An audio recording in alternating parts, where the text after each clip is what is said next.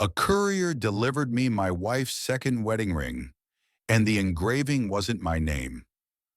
Okay, I'm gonna tell this like I'd actually tell a friend, because if I read this off a script, I wouldn't believe it either. So, normal day, I'm by the front door, and a courier hands me this small white jewelry box. I don't think much of it. Emma orders stuff all the time. Gift, birthday thing, whatever. I open it, and it's a wedding ring. Not a random ring. It's her ring style. Thin platinum band, matte edge. Basically the same as the one she wears. And my brain immediately goes, wait, why is this being delivered to me? And why does it look like a second one? I flip it over, and there's an engraving inside. E plus R, February 14th. And I just freeze, because I'm Dan. There is no R in this marriage. And February 14th, Valentine's Day. I'm standing there trying to decide what's even happening. Is this cheating? A prank? A mistake? Or something weirder?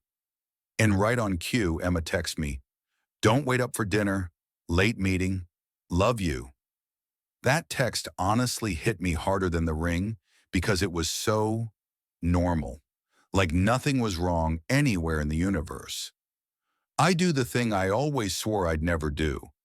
I drive to the jeweler. I'm not a check your partner's phone type. I've always been like, if you're snooping, it's already over. But I couldn't sit at home and spiral. I needed a real answer. I walk in, show them the receipt, and I'm trying to keep my voice steady. Is this a mistake? I'm her husband. The woman behind the counter looks at her screen and goes, totally casual. Oh, you're a little early. The second set can be picked up after Friday. We're just waiting on confirmation from the registration office. I didn't even process that at first. Registration office? She nods like this is the most normal sentence in the world. Marriage license, rush service, February's busy.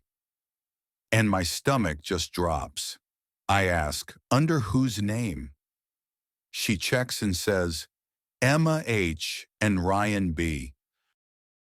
Signatures are in, just waiting on the appearance. I walked out and my hands were literally shaking, because what else are you supposed to think? My wife is about to marry someone else. And then your brain gets mean. If she's leaving, why is she still texting me, love you? Why is any of this being shipped to our house? I find Ryan, and it somehow gets weirder. That night, I do something I'm not proud of. I go through our shared files on the laptop. I know. I hate that I did it. But at that point, I felt like I was drowning. I find a folder I've never noticed before. R/forms. Inside, scans, applications, paperwork, and a photo.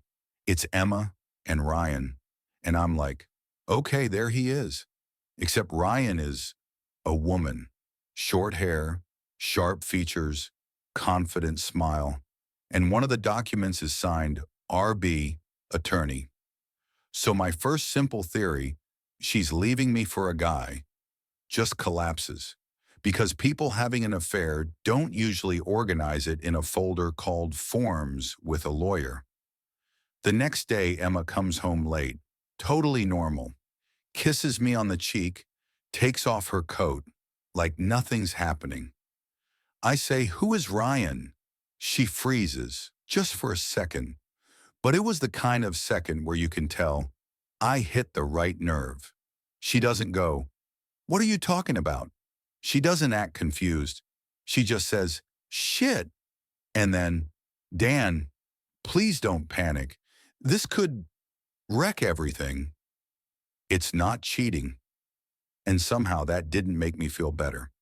Emma sits down across from me and goes, Ryan, she's at risk of losing her status. Deportation.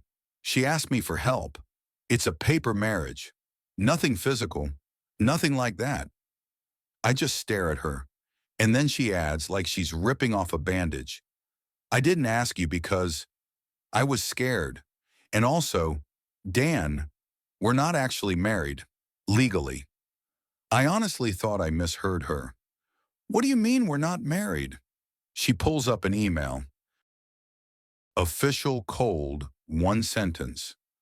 We have no record of your marriage registration.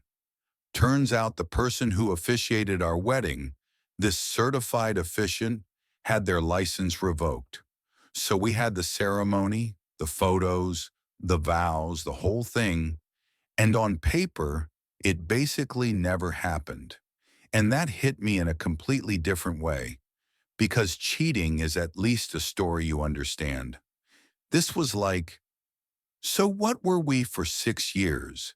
Just a relationship with really expensive photos? Emma says she found out a month ago trying to add me to insurance, and she didn't know how to tell me without it sounding like she'd been lying the whole time. And yeah, if I'm being honest, I almost would have preferred cheating, because cheating has a clear shape. This didn't. We meet Ryan, and I catch a detail that makes my skin crawl. Emma says we should meet Ryan. So you understand. I agree because I needed to see this person and figure out what the hell was going on. Ryan shows up and she's calm, too calm, like someone who lives in crisis mode for a living. She says, Dan, I'm not your enemy, and I'm not asking Emma to ruin her life. This was her decision. Then she says something that doesn't match the deportation story at all. You think this is about a wedding ring? There's a third person in this. I'm like, what are you talking about? She pulls out a folder, and inside are printouts with my name. 3 marriage records, different states, different dates, all listing Daniel H. I laugh, like that stupid panic laugh, because it's so impossible it's almost funny. That's an error. I've never married anyone except Emma. Ryan looks at me and goes, then someone got married using your identity. And that's the moment I realized this wasn't a relationship problem anymore. This was something else. The worst part wasn't my name. It was Emma's. I asked to see the license copies. Ryan slides one over, and the bride's name on one of them is Emma H., my Emma. I look at her and she looks genuinely wrecked, not guilty, shocked, like she's seeing it for the first time. She says, that's not me, I swear. And I believed her reaction. I did. But the implication was horrifying. If it isn't her, then someone forged paperwork with her name on it. Which means whoever's doing this knows us, knows our life. This isn't a random scammer. This is someone close. I go home and find one piece of paper that finishes the job. I start digging through old mail, old documents, everything. And I find a Nevada envelope I never opened years ago because I assumed it was spam. I open it. It's a divorce notice. In my name. A divorce I never filed. From a marriage I never knew existed. And at the bottom, the witness signature is my older brother, Tom. I just sat down on the floor because Tom was the good one. Always had a uniform, always had connections, always worked in the system, always helped people. Yeah, helped. The phone call with my brother was the worst conversation of my life, I call him.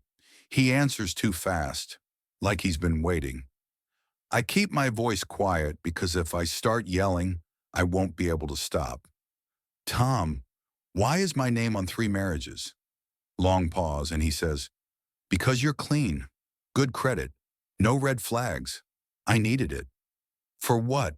He exhales and goes, I was setting up paper marriages. For money.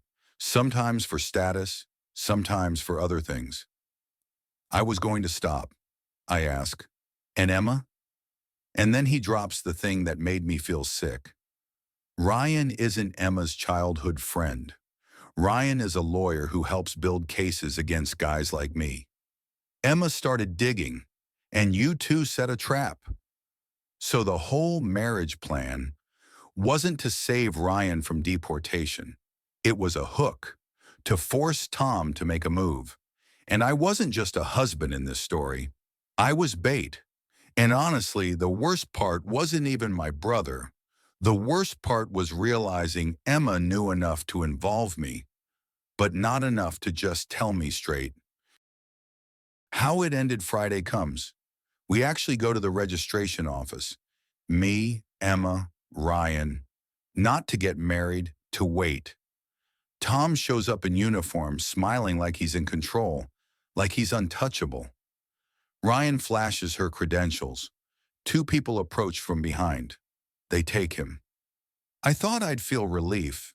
Like, okay, justice. I didn't. I just felt empty. Emma's shaking beside me. She says really quietly, I wanted to tell you sooner. I swear, I was scared. And yeah, this is where a movie would do the big tearful moment. The hug. The we'll get through this. But I couldn't, because I kept thinking about that ring, E plus R, and how she thought it was okay to use me as part of the plan, because the goal was good. So I just said, I don't know if I can do this. Not right now. She didn't argue. She didn't beg. She just nodded, like she knew that was the price. We split that night. And the dumbest, most absurd part? A month later, I got confirmation that our marriage was never registered.